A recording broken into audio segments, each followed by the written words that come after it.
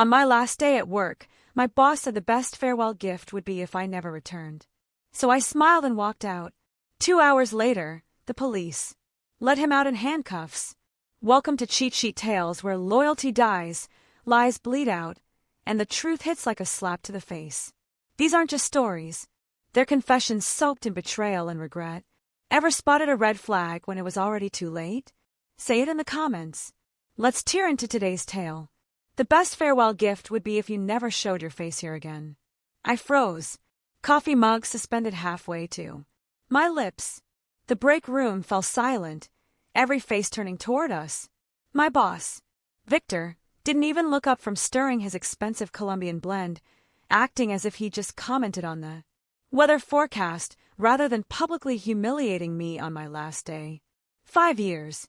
5 years I'd given to the Immigrant Assistance Center. Late nights, weekends, holidays, clients who became like family. And this was my send-off. Is there something funny about my suggestion mirror? Victor asked, finally looking up, his pale blue eyes narrowing at the small, involuntary sound that had escaped my throat. I placed my mug down carefully, feeling every pair of eyes in the room. Pavarotti from accounting, Tomas from legal aid, even the new intern whose name I hadn't learned yet, all witnessing my public execution. No, I managed my voice. Steadier than I felt. Nothing funny at all. I walked to my desk, collected my few personal items, and placed my access badge on the reception counter. The security guard, Everett, who'd greeted me every morning for 5 years, couldn't meet my eyes as I walked past. Outside, the September sun felt too bright, too ordinary for a day that had just shattered my professional life. I crossed the street to the small park and sat, staring back at the gleaming glass building where Victor would continue destroying lives while building his empire. My phone buzzed with a message. All set for 2 p.m. Agent Lena, 2 hours. In 2 hours, everything would change. If you're enjoying this story of workplace betrayal and justice, make sure you hit that like button and subscribe for more stories that will keep you on the edge of your seat. Trust me, what happens next is something you won't want to miss. Drop a comment if you've ever experienced workplace injustice. Your story matters, too. My name is Era. Adhara, 32 years old, first-generation American with Indian parents who sacrificed everything to give me opportunities they never had. Growing up, I watched my father work 3 jobs, while my mother sewed late into the night, taking in alterations from neighbors. They pushed me to excel, too, get the education they couldn't. When I graduated with my social work degree, the pride in their eyes meant everything. I wasn't supposed to end up unemployed and sitting on a park bench watching federal agents prepare to raid my workplace. But then again, Victor Blackwood wasn't supposed to be exploiting desperate immigrants for personal gain. Let me rewind to the beginning. I was ecstatic when I landed the job at the Immigrant Assistance Center.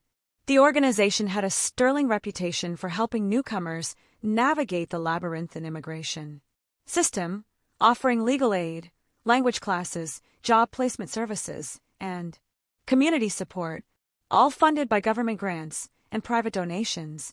My parents had relied on a similar center when they arrived in America. This was my chance to pay it forward.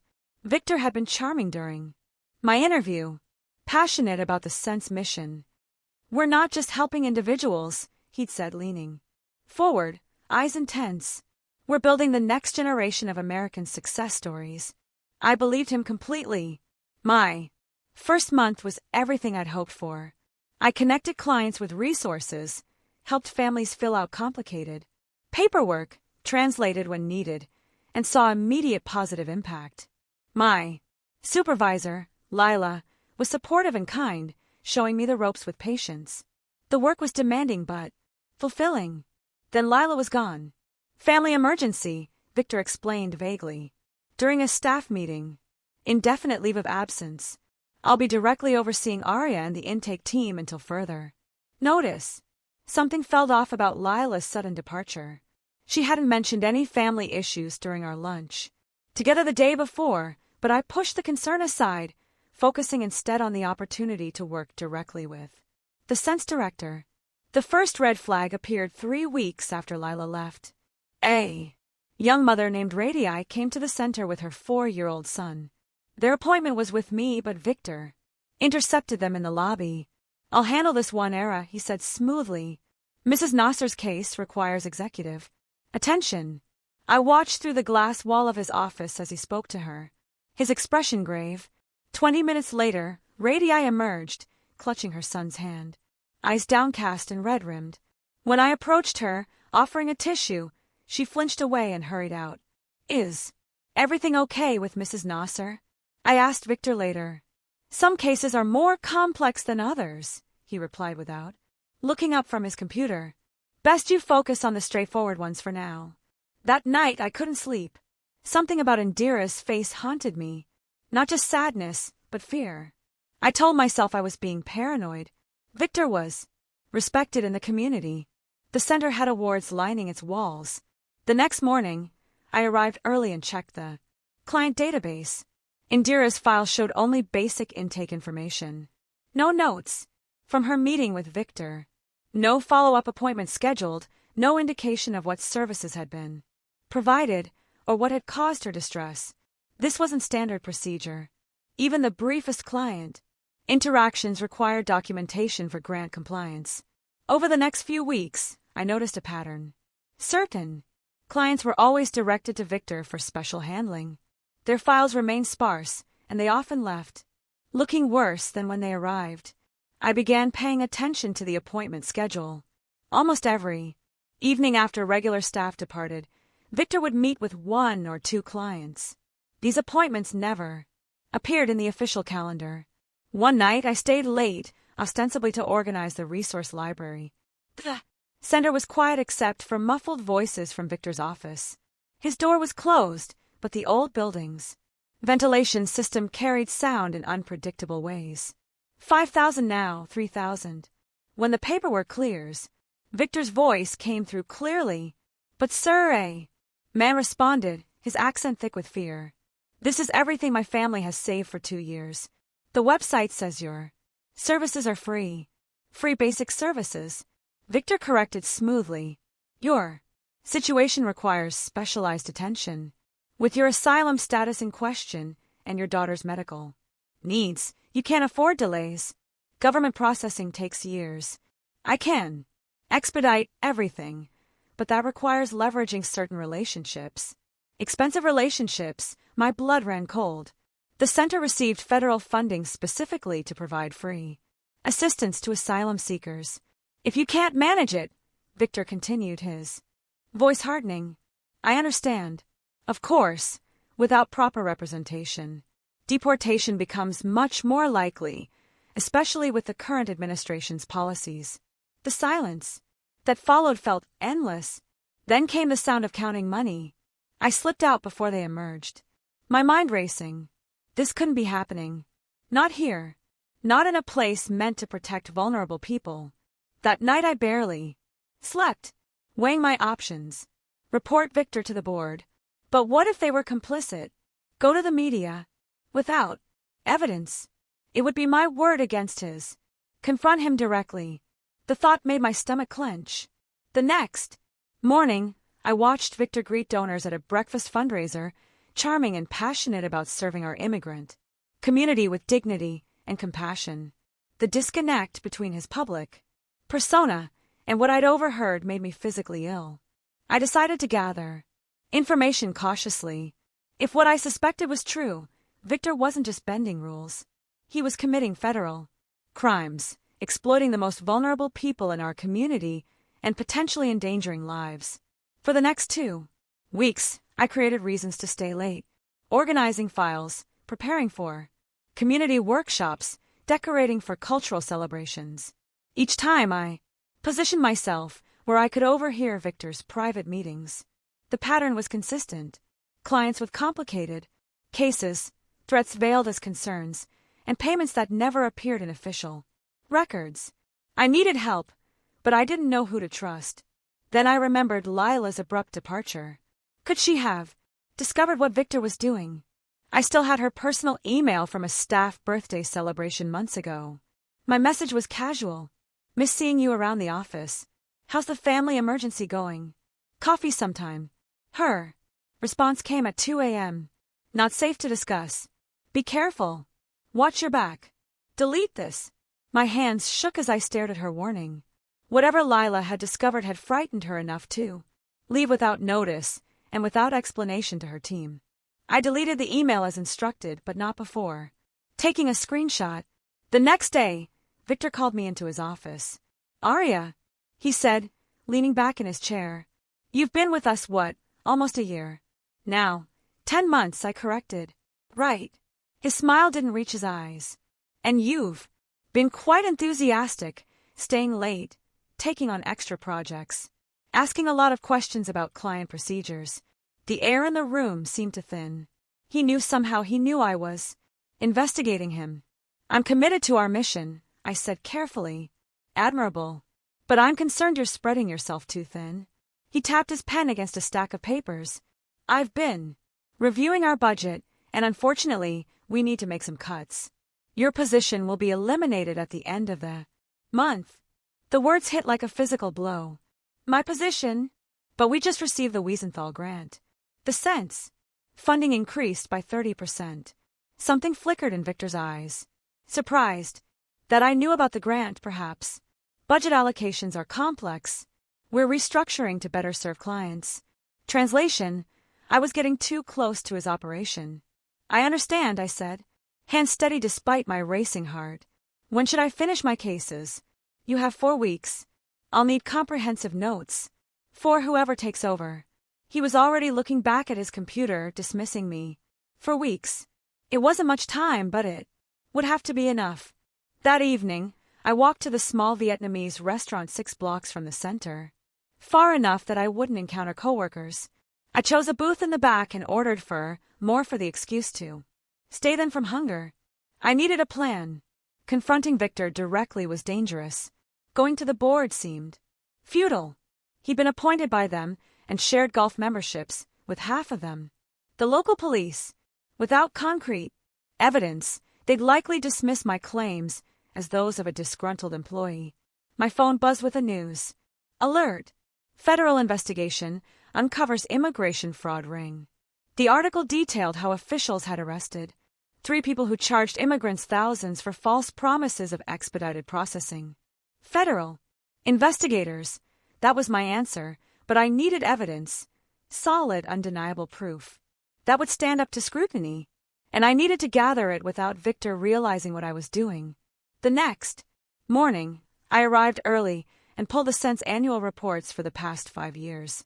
Official client numbers had steadily increased, while staff had decreased. Government grants had grown, yet program expenses had somehow shrunk. The math didn't add up, but the discrepancies were subtle enough that an auditor might miss them without knowing where to look. I created a separate email account at the public library that evening and sent a message to the FBI's public tip line explaining my concerns. In general terms, their automated response was discouraging. Thousands of tips received weekly. Many never investigated due to limited resources. I needed something more concrete than financial inconsistencies. I needed witnesses. Over the next week, I began a careful dance. During the day, I was the model employee, efficiently handling cases, training my replacement, a nervous young man named Noah who seemed genuinely committed to helping immigrants and never staying late. But during lunch breaks and after hours, I became a detective. I started frequenting a coffee shop near the bus stop where many of our clients waited for transportation. Pretending to read or work on my laptop, I would make small talk, building relationships. When clients recognized me from the center, I'd mention that I was leaving soon and ask about their experiences. Most gave vague positive responses, but occasionally, I'd see a flicker of something else. Hesitation, fear, or anger quickly masked. Those were the ones I focused on. Tar, a Syrian refugee who'd come through the center 6 months earlier, eventually opened up after our third coincidental meeting. He said my family's case was complicated. Tar whispered, looking around nervously, that for $3,000 he could guarantee our asylum approval. We sold everything to pay him. 3 months later, we received notice of a hearing. When I asked him why it wasn't approved as promised, he said there were unexpected complications and needed another $2,000. Did you pay? I asked gently. Tar stared into his coffee. My daughter has diabetes. We can't risk being sent back. There's no insulin in our hometown now. By the end of my second week of investigation, I had conversations with 7 clients who'd paid Victor for services that should have been free. But conversations weren't enough. I needed documentation. I couldn't risk copying anything from the sense systems. Victor was tech-savvy enough to track digital footprints. Instead, I memorized details, names, dates, amounts, file numbers, and recorded them in an encrypted app on my personal phone each night. As my termination date approached, I grew increasingly anxious. My evidence was still circumstantial at best. Then, unexpectedly, Noah provided an opportunity. I found something weird, he said quietly as we ate lunch in the park across from the center. I was entering client notes, and there are these gaps in the records like client meetings with no documentation of what happened. I kept my expression neutral. The system can be glitch. Sometimes. Notes don't save properly. That's what I thought at first. But it's only certain appointments, ones with Victor and only with clients from countries on the restricted immigration list. Noah was sharper than I'd given him credit for. Be careful mentioning that, I warned. Administrative oversights are taken very seriously. His eyes widened, slightly at my tone. You know something, I hesitated, then made a calculated risk. What would you do if you suspected something unethical was happening at the center? Report it obviously, he said, without hesitation. To whom? That gave him pause. I am not sure. Victor's the director. Exactly. And the board trusts him implicitly. Understanding dawned on his face. Is that why you're leaving? You found something? I neither confirmed nor denied. But my silence was answer. Enough. I want to help, he said quietly. It could be dangerous, I warned. My parents came here as refugees. This center is supposed to help people like them, not exploit them. Noah became my inside man. While I continued gathering testimonials from former clients, he carefully documented irregularities, without raising suspicion. 2 days before my last day, he texted me, DS3, special appointments tomorrow afternoon. All recent asylum applicants from Venezuela. This was my chance. I contacted 3 clients I built relationships with, Tar, Omani, and Luis. Me'd paid Victor's special fees. Each had been afraid to come forward alone, but together they found courage. They agreed to meet with a federal agent I'd finally connected with through persistent follow-ups to my initial tip. Agent Lena was skeptical at first, but the consistent pattern in my evidence convinced her to investigate. We need more than testimonials, she explained. We need to catch him in the act. The plan was simple but risky. The 3 clients would wear wires and meet with Victor during my final day, expressing concerns about their cases and recording any improper demands for payment. Agent Lena would monitor from a van parked nearby. The morning of my last day arrived with a thunderstorm that matched my churning emotions. What if something went wrong? What if Victor suspected a trap? What if the clients backed out? I arrived early, soaked from the rain. Despite my umbrella, the center was quiet, most staff delayed by the storm. I used the time to send one final encrypted message to Agent Lena confirming the plan, then deleted the app from my phone. When Victor arrived, he barely acknowledged me. Throughout the morning, I processed paperwork mechanically, saying goodbye to colleagues who expressed generic regret at my departure. By lunchtime, my nerves were frayed. Trick arrived at 1 p.m., looking terrified but determined. I pretended not to notice him as Victor escorted him to the private meeting room, rather than his office, a deviation from routine that made my stomach clench. Had he suspected something? At 1:45, Mayman arrived with her young daughter. Again, Victor intercepted them before they reached the reception desk. I watched, from my peripheral vision, as he guided them not to the meeting room, but toward the building's rear exit. Something was wrong. This wasn't the plan. My phone buzzed with a text from an unknown number. Aboard. He's moving meetings off site. My heart sank. Months of work ruined. Without recordings of Victor explicitly demanding money. We had nothing concrete enough for charges. At 2:30, Victor returned alone, looking satisfied. When he spotted me watching, his expression hardened. That's when he called the impromptu farewell gathering in the break room, culminating in his public suggestion that I never show my face again. As I sat on that park bench, watching the center, defeat threatened to overwhelm me. Agent Lena approached, sitting beside me without acknowledging my presence. "It's over," I whispered. "He changed the routine. He must have suspected something." "Actually," she replied quietly, "this might work in our favor." He took them to the coffee shop next door, which happens to be within our surveillance perimeter. "And that public humiliation you just experienced. Excellent motive for a disgruntled employee's story." I didn't understand until she explained further. The investigation hadn't begun with my tip at all. The FBI had been watching Victor for months as part of a larger investigation into immigration fraud. My evidence had simply accelerated their timeline and provided insider confirmation. "We have enough for a warrant now," she said, standing. "Your clients are safe. We'll move within the hour." "What about me?" I asked. "Go home. You've done your part. We'll contact you if we need testimony." But I couldn't leave. Not yet. I needed to see it through. So I waited, pretending to browse job listings on my phone while my future hung in the balance. 1 hour passed. Then 90 minutes. I watched KT exit the center quickly, head down, walking briskly away. Had the operation failed? Just as I was about to give up, 3 unmarked vehicles pulled up to the center.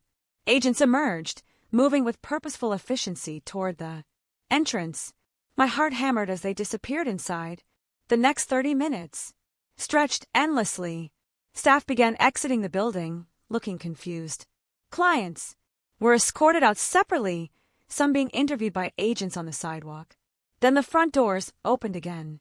2 agents emerged with Victor between them, hands cuffed behind his back. His expression of shocked outrage was visible even from across the street as they guided him toward a waiting vehicle. His gaze swept the area and locked onto me. I didn't hide. I didn't look away. I simply raised my coffee cup in a small toast. His face contorted with rage as the realization hit him. I wasn't just a nosy employee.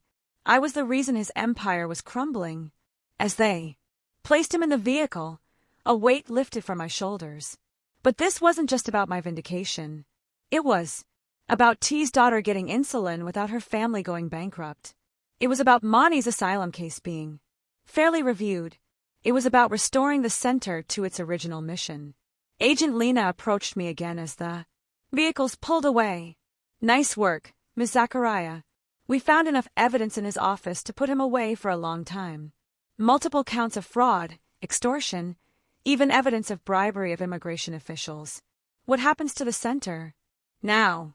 I asked, my main concern being the vulnerable clients who depended on its services. "That's not up to us, but given the circumstances, I imagine there will be quite a reorganization." She was right. 2 weeks later, I received a call from the Sense board chair, Riven. "We had no idea," she said, her voice tight with what sounded like genuine distress. "Victor presented perfect reports. Our audits showed nothing unusual. He was careful." I acknowledged. "We'd like you to come back, Aria, with a promotion. We need someone with your integrity to help rebuild trust." The offer was tempting. For a moment, I imagined returning triumphant, implementing changes, reshaping the center into what it was meant to be. But then I pictured walking through those same doors every morning, sitting at the same desk where I'd plotted against Victor, using the same systems he'd corrupted. "I appreciate the offer," I said carefully, "but I think the center needs a completely fresh start." Riven sounded disappointed but understanding. "The door remains open if you change your mind." Instead, I volunteered to help with the transition. Anonymous among the crowd, Victor entered wearing an expensive suit flanked by attorneys. He looked confident until he turned and saw the gallery filled with his former clients. His step faltered momentarily. When the judge entered, the room fell silent. Judge Asmara Forsook was known for her non-nonsense approach and meticulous attention to detail. She reviewed the plea agreement with an impassive expression, occasionally making notes. "Before I accept this agreement," she said finally, "I want to address some new information that has come to my attention." She held up a copy of Trish's article. 43 victims have come forward with detailed accounts that go far beyond the charges in this plea. While I understand the value of Mr. Blackwood's cooperation against co-conspirators, I cannot ignore the extent of harm documented here. Victor's attorney rose quickly. "Your Honor, those allegations haven't been verified or tested in court. The agreement was made in good faith." "The agreement," Judge Fukuoka interrupted, "is a recommendation to the court, not a binding contract, and in light of these testimonials, I find it insufficient." She turned her gaze directly to Victor. "Mr. Blackwood, you used your position of trust to exploit vulnerable individuals seeking help. You didn't simply take their money. You actively damaged their immigration cases when they couldn't pay, placing families at risk of separation and deportation. While the judge closed the file, I am rejecting this plea agreement as not in the interest of justice. The defendant may either withdraw his guilty plea and proceed to trial on all original charges or accept sentencing at the court's discretion without the benefit of the government's recommendation." Victor's face drained of color. His attorney requested a recess to confer. When court reconvened an hour later, Victor looked defeated. His attorney announced that he would maintain his guilty plea, but without the agreement's sentencing provisions. Judge Forsook nodded. "Very well. I hereby sentence the defendant to 8 years in federal prison, followed by 5 years of supervised release. Additionally, the court orders full restitution to all identified victims, and I am recommending to the Bar Association that disbarment proceedings be initiated immediately." The gallery remained silent as Victor was led away. Outside, reporters swarmed around victims willing to speak, capturing their reactions to the unexpected outcome. I slipped away unnoticed, walking the 6 blocks to the community college where my citizenship class would begin in an hour. My phone buzzed with messages. "Noah, Agent Lena, Pizza all. Wanting to discuss the sentencing." I'd respond later. For now, I needed to process what had happened. The revenge I'd initially sought watching Victor led away in handcuffs had been just the beginning. The true victory was in reclaiming the narrative, in giving voice to those who had been silenced, in ensuring that the full scope of his crimes couldn't be buried in a convenient plea deal. As I prepared my classroom for the evening's lesson on civic responsibilities, Trick arrived early with his daughter. "We saw the news," he said simply. "You did this." I shook my head. "You all did this by being brave enough to tell your stories. But you gave us the platform." He insisted. "You could have walked away after he was arrested." His daughter tugged at his hand. "Papa, show her." Trick smiled and removed an envelope from his pocket. "My daughter received this yesterday." Inside was a citizenship appointment notice. After years in limbo, their case was moving forward. As more students arrived, many mentioned the sentencing, or showed me similar notices of progress in their cases. The system, flawed as it was correcting itself. Not perfectly, not completely, but meaningfully. That evening, as I taught about the rights and responsibilities of American citizenship, I felt a sense of closure. Victor had wanted me to disappear, to slink away in shame.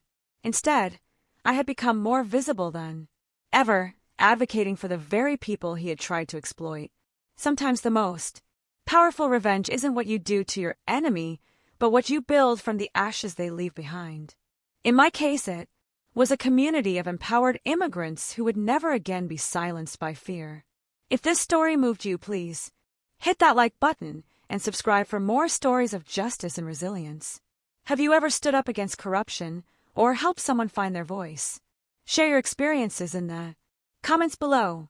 Your story might inspire someone else to take that crucial first step toward justice. Remember, change often begins with one person brave enough to speak truth to power.